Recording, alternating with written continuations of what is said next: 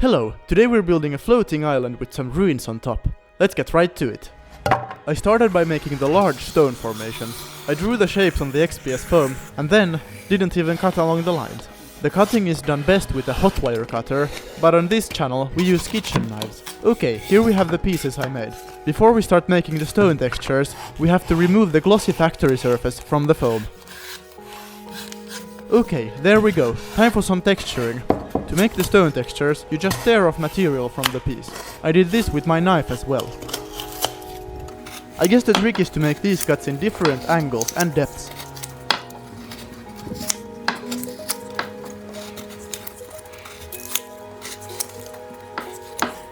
Yeah, that looks pretty nice. I'll just tear away some foam with my fingers. Alright, that's good enough. Let's do the rest of the pieces. I'll just show you some sped up footage of me playing with a knife. You like watching it, don't you?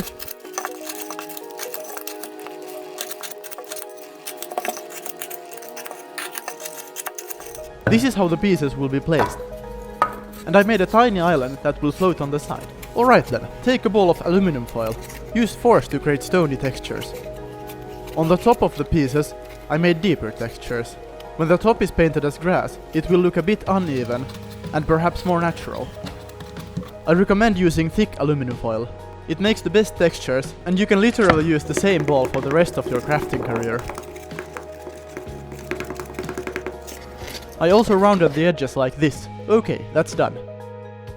Grab some toothpicks. We'll use the toothpicks to attach the pieces. First I figured out where I want to place them. Then I stuck in the toothpicks.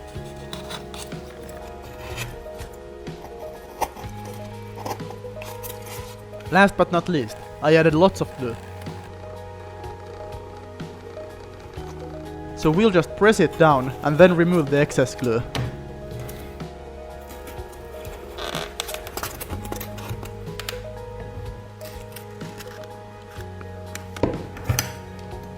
This is the bottom of the island. Here I added some more toothpicks and then summoned all of my strength to press everything together.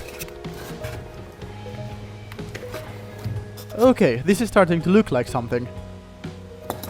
Follow along now, it's time to clean. Or wait, no, I'll use these foam scraps. We will use these pieces as stones for the ruined castles. I'm starting by making a ruined building that will go over this stone formation. I will build it separately, so I'll use some baking parchment and a foam piece as a scaffold. You'll see how. The scrap pieces we got earlier are not perfectly shaped as stones. By tearing off some of the edges, you get a good shape. Then I applied some glue and started building.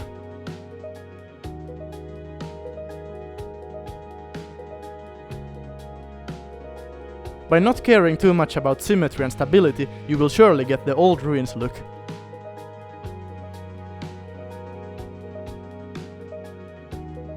I kept adding layer upon layer, and then climbed up over the ledge.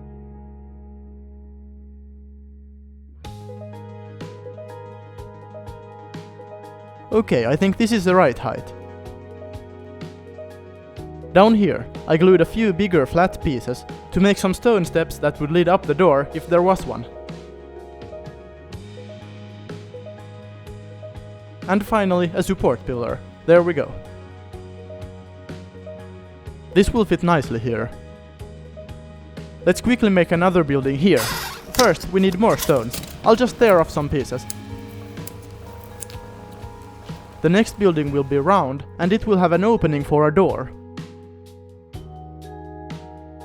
So after a while of struggle and messy hands, I ended up with this. Once the glue had dried, I was able to carefully remove the baking parchment. So there we have it, a simple method for making ruins. You could also do the same with brick-shaped foam pieces.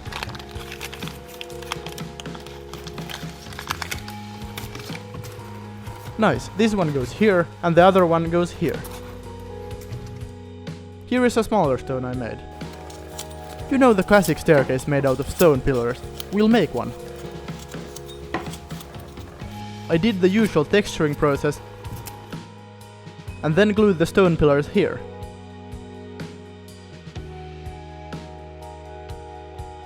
I don't know where it leads, but it looks nice. And don't forget the tiny island, 1 stone here. So why am I in the forest? Yes, I'm here to find my roots. Okay, this is exactly what we need. Ooh, blueberries. Do keep in mind, I have the moral high ground on any issues here, and I said sorry to the plants. I found some beautiful sand. I put it in my pocket, you know, just in case. Okay, we're back now. Let's use what we found. To attach the sand, I will use diluted glue. I'm making a small path here. Then I just sprinkled on the sand and tiny pebbles. Okay, that should do. I then covered the rest with glue.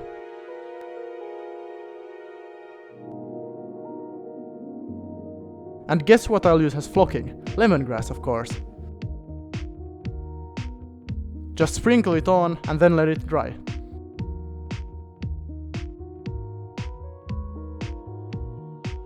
I also sprinkled on some dill, no joke. Let's paint. I started with the ruins. My strategy for painting the ruins was applying lots of paint first and then removing the excess. And some messy hands. With the same color, I also painted the stone surfaces. The paint I used for the base painting is a black with a bit of green and brown mixed in.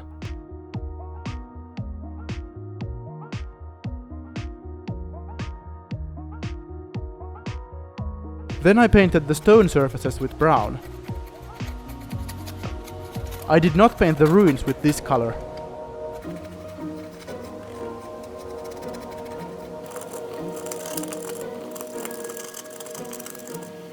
This is a lighter tone of grey. With this color, I dry brushed all of the stone surfaces.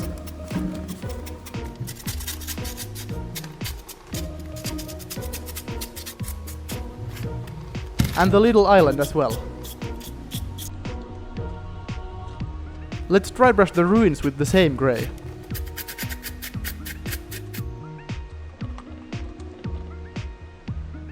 To bring out the stone textures, I dry brushed with a light tan. I simply mixed a bit of brown with white.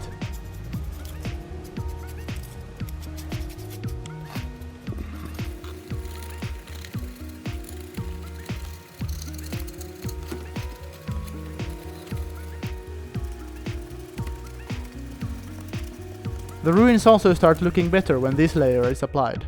Not bad. I'm not sure how this will work. I'll just paint the sand path with brown first. Before adding more layers to the path, I'll cover all of the grass surfaces with a mixture of brown and green.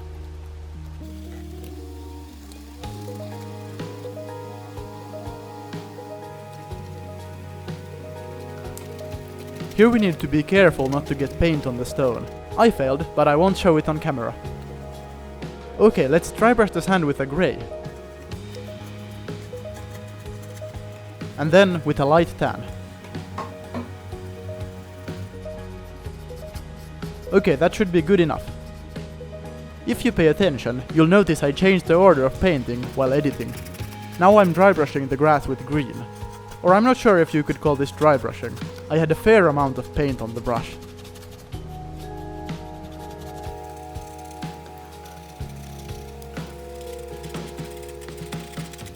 Then I mixed yellow with green and dry brushed the grass.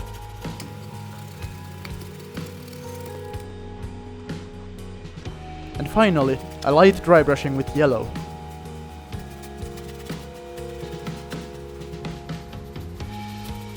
The grass is done, good job. Alright, let's use a stick to attach the tiny island. I cut a barbecue stick, pre-poked some holes, and then applied glue. At this point, I painted the stick with black, so it won't be as visible. Put on more white stuff and stick it in. There we go, now let's use the roots. This is the most fun part of the build. I made holes in places where I thought a root would look nice, and then glued in the roots.